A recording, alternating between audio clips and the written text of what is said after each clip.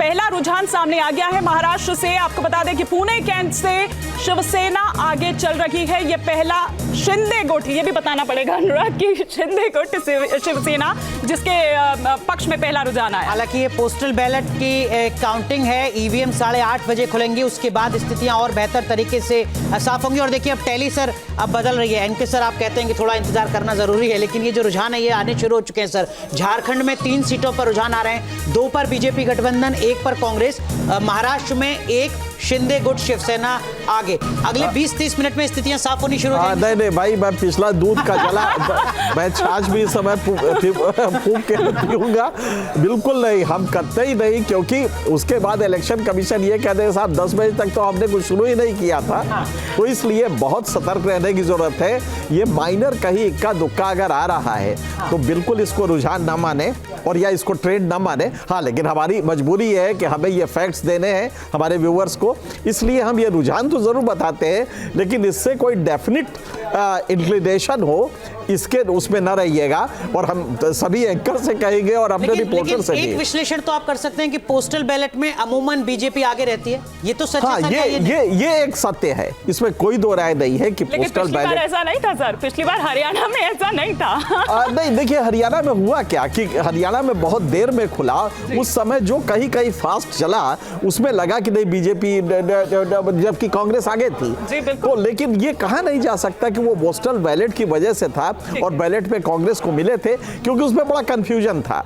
तो हमें लगता है कि हम लोग को थोड़ा संयत रहना, ये फैक्ट्स आप देते रहे लेकिन उससे कोई रुझान माने ये गलत हो। मतलब आप ये अगर कहें अनुराग कि एकदम पिक्चर क्लियर हो जाएगी 11-12 बजे तक, तो वो ऐसा कुछ होने वाला यहाँ पर नहीं। लेकिन इस वक्त की बड़ी खबर क्या आ रही है मानी, वो दर्शकों को बिल्कुल धारावी से कांग्रेस आगे चल रही है। देखिए धारावी से कांग्रेस आगे चल रही है, उधर पुणे कैंट से शिवसेना शिंदे गुट की अगर हम बात करें तो वो आगे चल रहे हैं। लेकिन उधर पंकज आप अपनी बात कंटिन्यू भी करिए जो आप पहले बता रहे थे, और साथ ही साथ वो रिजोर्ट पॉलिटिक्स, वो खोखे का दबाव, ये सब भी तो चल रहा है। और पोस्टर्स अपने अपने खेमे में उधर अजीत पवार के लग रहे हैं, इधर कोई कुछ दम भरता हुआ नजर आ रहा है। बड़ा ही दिलचस्प हो गया है। रात तो नींद नहीं आई होगी इन नेताओं को।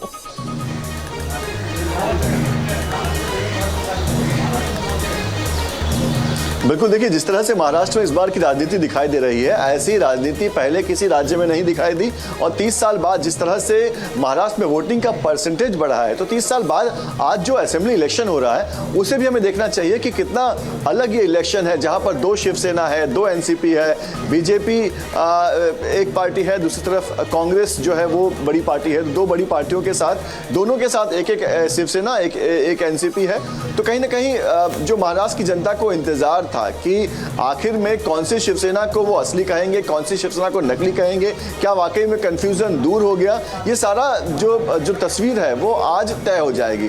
लेकिन जैसे हम बात करते हैं लाड़की बहन योजना की, तो हमने एमपी में उसका जो फायदा है वो देखा, हमने हरियाणा में हमने देखा कैसे रिजल्ट जो है बीजेपी के फेवर में जाता है और लाड़की बहन योजना को उसका क्रेडिट दिया जाता है। महाराष्ट्र में भी लाड़की बहन योजना लाया गया और कहा जा रहा है कि लाड़की बहन योजना जो है इस पूरे चुनाव पर जो है बहुत ज्यादा असर करेगा, महायुति को इसको बहुत ज्यादा फायदा होगा।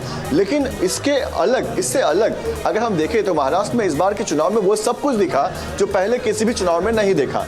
जो बीजेपी पहले सबका साथ सबका विकास का नारा लगाती रही है, हर चुनाव में आप देखिए सबका साथ सबके विकास का नारा लगता रहा, लेकिन महाराष्ट्र में कहीं पर भी सबका साथ सबका विकास का नारा नहीं लगा। यहाँ नारा लगा बटोगे तो कटोगे, एक है तो सेफ है। ऐसे तमाम फैक्टर्स हैं। ये नारा इस बार सिर्फ महाराष्ट्र में ही नहीं, झारखंड में भी नजर आया, उत्तर प्रदेश के बाई इलेक्शन में भी नजर आया। लेकिन इस वक्त की जो टैली है पोस्टल बैलेट की, वो इस वक्त हम आपको दिखा रहे हैं। महाराष्ट्र की 15 सीटों पर शुरुआती रुझान आने शुरू हो चुके हैं। 9 सीटों पर भारतीय जनता पार्टी का गठबंधन यानी महायुति आगे चल रहा है। 6 सीटों पर महाविकास आघाड़ी या कहिए कांग्रेस का गठबंधन आगे है। नागपुर से देवेंद्र फडणवीस आगे चल रहे हैं, 5 बार के विधायक हैं, मुख्यमंत्री रहे, महाराष्ट्र के डिप्टी सीएम हैं, 6ठी बार चुनावी मैदान में हैं, वो आगे चल रहे हैं। बांद्रा से जिशान सिद्दीकी, बाबा सिद्दीकी के बेटे, जिन्होंने अब पॉलिटिकल पार्टी बदली, चुनावी मैदान में एक बार फिर यहां पर उतरे हैं, वो भी आगे चल रहे हैं। तो इस वक्त के शुरुआती रुझान महाराष्ट्र के आपके टेलीविजन स्क्रीन पर, बांद्रा से जिशान सिद्दीकी आगे हैं और नागपुर से देवेंद्र फडणवीस।